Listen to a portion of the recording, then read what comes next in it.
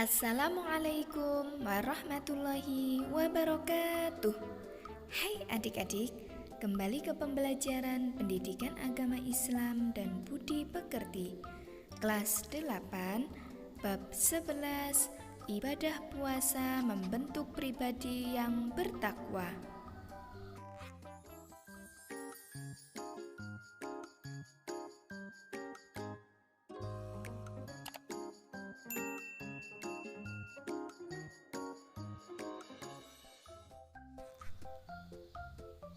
Materi yang pertama ada pengertian puasa. Puasa merupakan rukun Islam yang keempat. Puasa berasal dari kata saum yang artinya menahan diri dari segala sesuatu, seperti menahan makan, minum, hawa nafsu, dan menahan dari bicara yang tidak bermanfaat. Sedangkan arti puasa menurut istilah adalah menahan diri dari segala sesuatu yang membatalkannya, mulai dari terbit fajar sampai terbenamnya matahari, dengan niat dan beberapa syarat tertentu.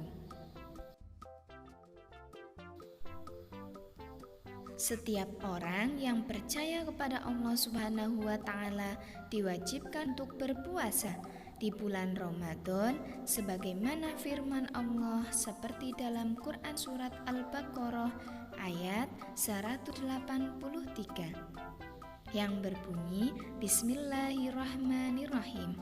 Ya ayyuhalladzina amanu kutiba alaikumusiyam kama kutiba alal ladzina min qablikum la'allakum tattaqun, yang memiliki arti, wahai orang-orang yang beriman, diwajibkan atas kamu berpuasa sebagaimana diwajibkan atas orang sebelum kamu agar kamu bertakwa. Quran surat Al-Baqarah ayat 183.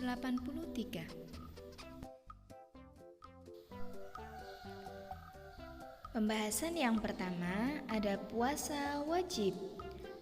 Puasa wajib adalah puasa yang harus dilaksanakan oleh setiap umat Islam yang sudah baligh dan apabila ditinggalkan akan mendapat dosa. Adapun macam-macam puasa wajib ada 4, yaitu yang pertama puasa Ramadan, yang kedua puasa nadar, yang ketiga puasa qadha, dan yang keempat puasa kifarat. Pembahasan yang pertama, puasa Ramadan. Puasa Ramadan adalah puasa yang dilaksanakan di bulan Ramadan, yang merupakan rukun Islam keempat. Puasa wajib ini mulai diperintahkan pada tahun kedua Hijriah, setelah Nabi Muhammad SAW hijrah ke Madinah. Hukumnya adalah fardu ain. Agar puasa kita menjadi lebih sempurna dan bermakna, marilah kita pahami ketentuan-ketentuannya.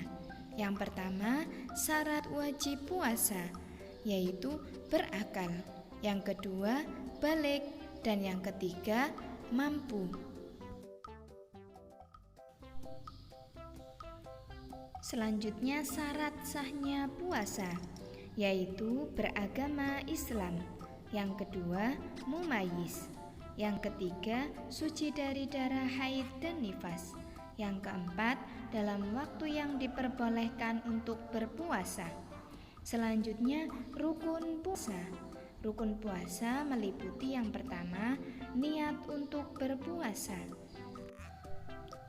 Yang kedua, yaitu menahan diri dari segala sesuatu yang membatalkan puasa dari terbit fajar sampai terbenamnya matahari. Demikian syarat sah puasa dan rukun puasa. Selanjutnya, hal-hal yang membatalkan puasa. Yang pertama, makan dan minum. Yang kedua, muntah yang disengaja atau dibuat-buat. Yang ketiga, berhubungan suami istri. Yang keempat, keluar darah haid atau nifas bagi perempuan. Yang kelima, gila atau sakit jiwa. Yang keenam, keluar cairan mani dengan sengaja. Selanjutnya, hal-hal yang disunahkan dalam berpuasa. Yang pertama, berdoa ketika berbuka puasa.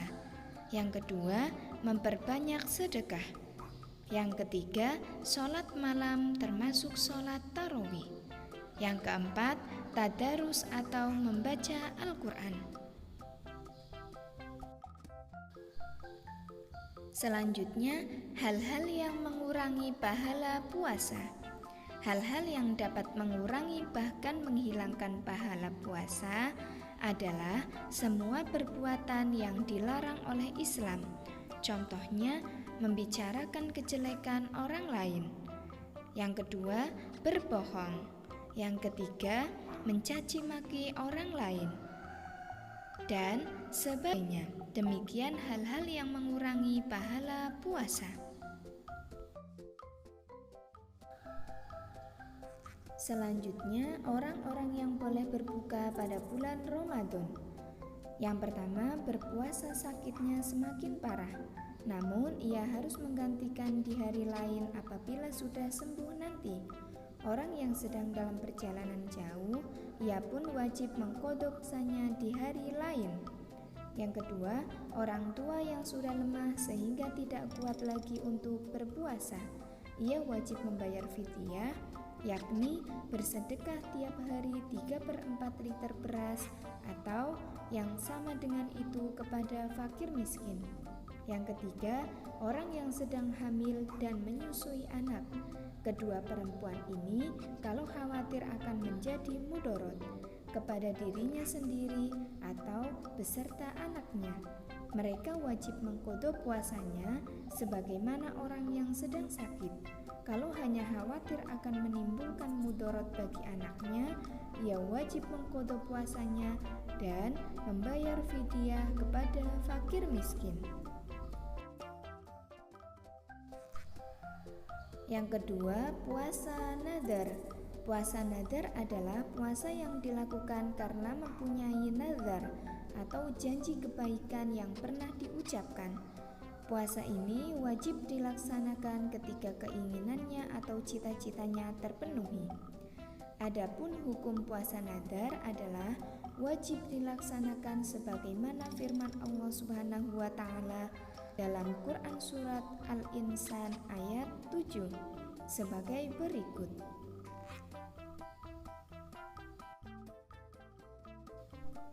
Yang ketiga ada puasa qadha. Puasa qadha adalah puasa yang kita niatkan untuk mengganti kewajiban sesudah lewat waktunya. Sebagai contoh, orang yang meninggalkan puasa karena sedang haid berkewajiban mengganti puasa tersebut di puasa yang lainnya. Apabila meninggalkan puasanya 6 hari, wajib baginya mengqadha 6 hari, sebanyak jumlah hari yang ditinggalkan. Yang keempat yaitu puasa kifarat. Puasa kifarat adalah puasa yang wajib dikerjakan karena melanggar sesuatu aturan yang telah ditentukan. Puasa kifarat wajib dilaksanakan apabila terjadi hal-hal berikut. Tidak mampu memenuhi nazar. Yang pertama, berkumpul dengan istri pada siang hari di bulan Ramadan. Yang kedua, membunuh secara tidak sengaja. Yang ketiga, melakukan ziar kepada istrinya. Yang keempat, mencukur rambut ketika ihram. Yang kelima, berburu ketika ihram. Dan yang keenam, mengerjakan haji dan umroh dengan cara tamattu atau qiron. Yang kedua, ada puasa sunnah. Selain diperintahkan untuk melaksanakan puasa wajib, kita juga dianjurkan untuk melaksanakan puasa sunnah. Cara mengerjakannya sama seperti melaksanakan puasa Ramadan, yaitu dimulai dari terbitnya fajar sampai terbenamnya matahari. Berikut ini akan diuraikan puasa yang disunahkan untuk dilaksanakan selain puasa wajib, yaitu yang pertama puasa Syawal, yang kedua puasa Arafah, yang ketiga puasa hari Senin dan Kamis. Puasa yang pertama yaitu puasa Syawal.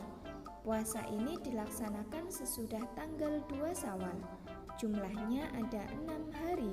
Cara mengerjakannya boleh dikerjakan 6 hari berturut-turut atau boleh juga dilaksanakan dengan cara berselang-seling.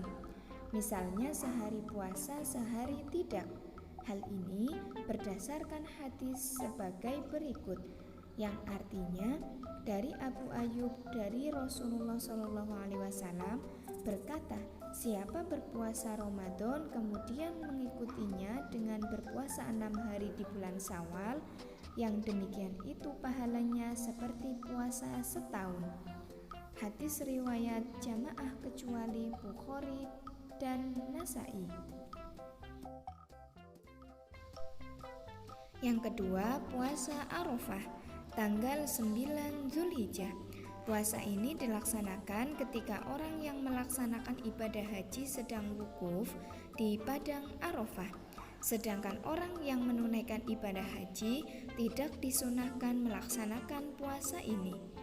Keistimewaan puasa Arafah ini dapat menghapus dosa selama 2 tahun, yaitu 1 tahun yang lalu dan 1 tahun yang akan datang, sebagaimana tertuang dalam hadis riwayat Muslim sebagai berikut.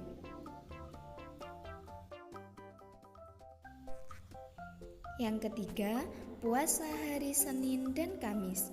Puasa hari Senin dan Kamis adalah puasa sunnah yang dilaksanakan pada hari Senin dan Kamis, sebagaimana hadis berikut yang artinya Rasulullah bersabda, ditempatkan amal-amal umatku pada hari Senin dan Kamis, dan aku senang amalku ditempatkan, maka aku berpuasa. Hadis riwayat Ahmad dan At-Tirmidzi yang menjelaskan tentang puasa hari Senin dan hari Kamis. Selanjutnya, waktu yang diharamkan untuk berpuasa. Yang pertama, hari raya Idul Fitri dan Idul Adha. Yang kedua, hari Tasyrik yaitu tanggal 11, 12, dan 13 Zulhijjah.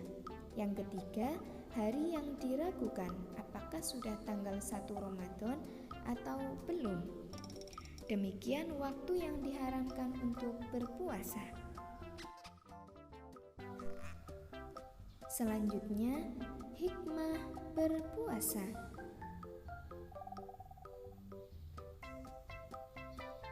Hai adik-adik, inilah hikmah berpuasa.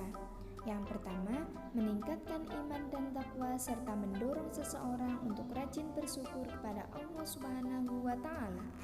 Yang kedua, menumbuhkan rasa solidaritas terhadap sesama, terutama kasih sayang terhadap fakir miskin. Yang ketiga, melatih dan mendidik kesabaran dalam kehidupan sehari-hari, karena orang yang berpuasa terdidik menahan kelaparan, kehausan, dan keinginan. Yang keempat, dapat mengendalikan hawa nafsunya dari makan dan minum, dan segala yang membatalkan puasa dari terbit fajar sampai terbenamnya matahari. Yang kelima, mendidik diri sendiri untuk bersifat sidik, karena dengan berpuasa dapat menjaga diri dari sifat pendusta. Dan yang terakhir, dengan berpuasa kita juga memberikan waktu istirahat bagi organ-organ yang ada di tubuh kita. Demikian hikmah berpuasa. Hai adik-adik, sekian pembelajaran pendidikan agama Islam dan budi pekerti kelas 8. Terima kasih. Wassalamualaikum warahmatullahi wabarakatuh.